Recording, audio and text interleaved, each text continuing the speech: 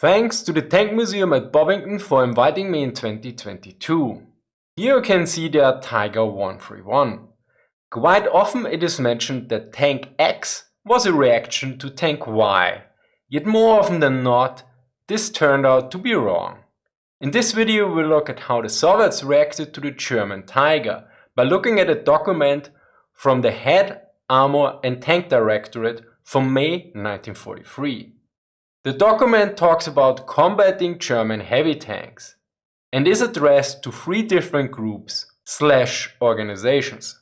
The first group consisted of the People's Commissariat of Armaments, the main artillery directorate of the Red Army, the Central Artillery Design Bureau, the director and the chief designer of Factory No. 8. As you probably guessed, this group should deal with increased firepower, or to use the proper technical term, more taka-taka. The second group was the People's Commissariat of Munitions and the main artillery directorate of the Red Army.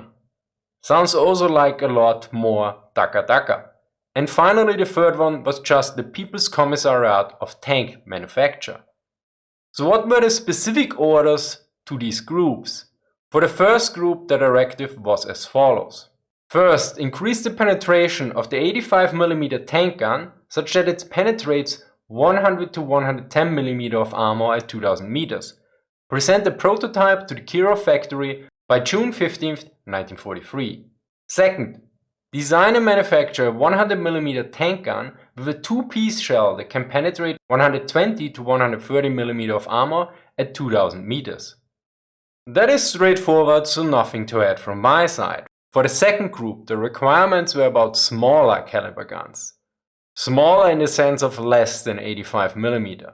Namely, first, shortly, no later than 1st June 1943, begin the manufacture of 57mm high explosive shells.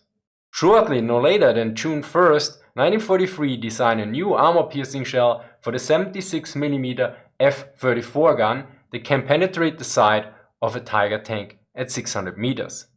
Shortly, no later than June 15, 1943, develop a sub-caliber round for the 76mm F-34 gun capable of penetrating the front of a Tiger tank at 500 meters. Yes, this is not a typo, it should be high explosive shell for the 57mm gun. The issue was not with the armor-piercing shell, which was doing well, but the high explosive shell had some problems. Such an high explosive shell was needed for the T-34s being equipped with the 57mm gun to deal with soft targets. For the uninitiated, the 76mm F-34 gun was the gun that was used in the T-34. So let's move on to the third group. This leaves us with the requirements for the People's Commissariat of Tank Manufacture. These requirements were basically about mounting various guns on different chassis and developing new ones. First, starting on May 15, 1943, install a 57mm tank gun, SIS-4, on 2 to 3 out of 10 T-34 tanks. Second, by June 1, 1943, build 3 prototypes of a self-propelled 57mm gun on the T-70 chassis, Su-57. The prototypes will be tested by Gaokar in 10 days from their arrival, and the result will be delivered to the GSKO. Third, by June 1943, develop a tank destroyer on the Su-152 chassis armed with a 120mm gun model 1931 and manufacture an equal number of these new tank destroyers as Su-152. Fourth, by July 1st, 1943, develop a tank destroyer on the T-34 chassis with an 85mm tank gun, Su-85, with a rear fighting compartment like the Su-76. Note that the Su-57 index was later used on the US Lend-Lease half-tracks equipped with the 57mm gun. Of course, the question is now, which of these requirements were fulfilled and if they were effective? About the improvement of the existing 85mm tank gun to be high-powered, this was not achieved. In 1944, an experimental gun reached 89mm of penetration at 2000 meters, which is quite short of the 100 to 110mm requested. Since the existing 85mm gun was quite effective in dealing with Tigers, the existing gun was used. About the 100mm gun, the D10, it achieved a penetration of 125mm at 2000 meters, so this was successful. This gun was used in the SU-100 and after the war in the T-54. So what about the second group's fulfillment? As mentioned, the 57mm high explosive shell were for the T-34-57. This tank was already produced in 1941, but at this point the 76mm gun of the regular T-34 was sufficient to deal with German tanks. Meanwhile, the T-34-57 lacked the firepower against soft targets, so the regular T-34 was preferred. It seems that the development of a proper high explosive shell for the 57mm gun was not successful. Still, it would have mattered little, since the T-34-57 was produced in low numbers. About penetrating the Tiger from the side at 600 meters with the 76mm gun, this was not achieved. Yet it could be managed at a range of 500 meters.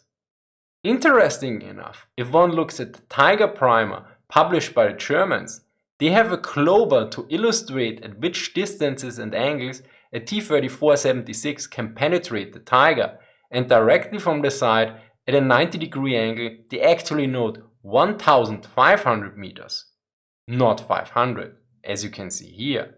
Note, they had different graphs for different enemy tanks. About the various efforts for the 76mm subcaliber ammunition to be able to penetrate the Tiger from the front at 500 meters, this was only partially successful, with a guaranteed penetration of 92mm being achieved at this range. This seems to be in line with the Tiger primer, as you can see here. About the third group's requirements, namely the 20 to 30% T-34-57 should be used next to the regular T-34-76, this was not achieved at all. Yet since January 1944 the production series T-34-85s were delivered to the front, and most T-34-76 production stopped in March 1944. So a large amount of T-34s was capable of dealing with the Tiger at long range, regardless.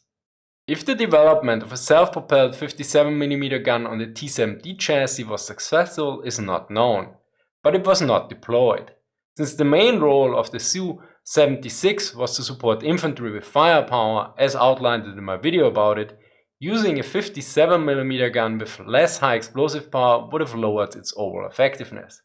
Keep in mind here that tanks, and particularly heavy tanks, were not that common. The main enemy was often still the infantry and their supporting weapons. A Su-152 with an A-19 120mm gun was never fielded. But there was the ISU-122, which was the ISU-152 with a 120mm gun. In case you wonder, the main difference between the SU-152 and the ISU-152 is that the first used the KV chassis and the second the IS chassis. And as you can see, the chassis look rather similar, so it's easy to confuse those two. Believe me, I'm speaking from experience. Finally, about the Su-85, it was produced. It is basically an assault gun with an 85mm gun on a T-34 chassis. Yet it was not produced according to the requirements outlined, which called for an open rear fighting compartment like the Su-76. The Su-85 was closed like the Su-152, so far less fresh air, but better protection from small arms fire, shrapnel, strafing, rain and birds. Now you might ask, what about the Panther? Did the Soviets also do something about this cat? Well, yes, they were quite concerned about the Panther's frontal armor, which was strong enough to withstand the 85mm gun of the upcoming IS-1 and T-34-85 tanks.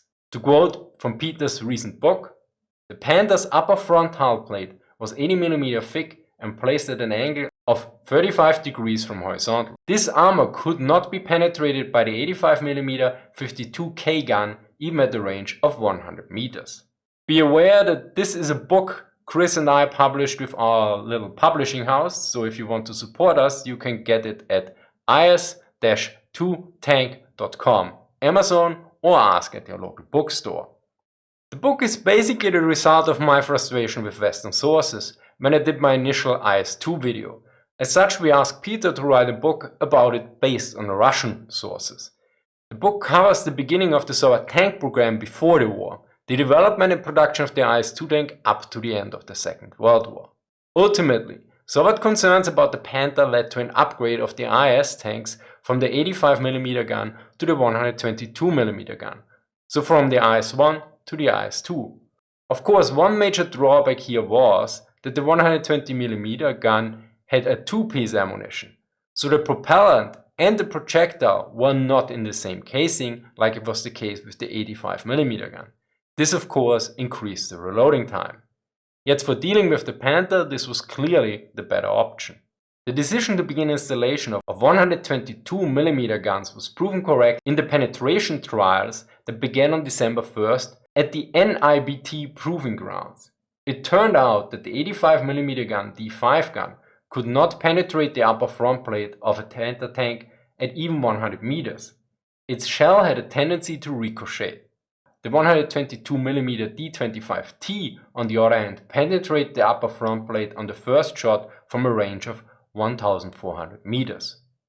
To summarize, the efforts the Soviets undertook to deal with the Tiger and the Panther indicate that the reputation these big cats have even nowadays is based on some genuine concerns and not just hype.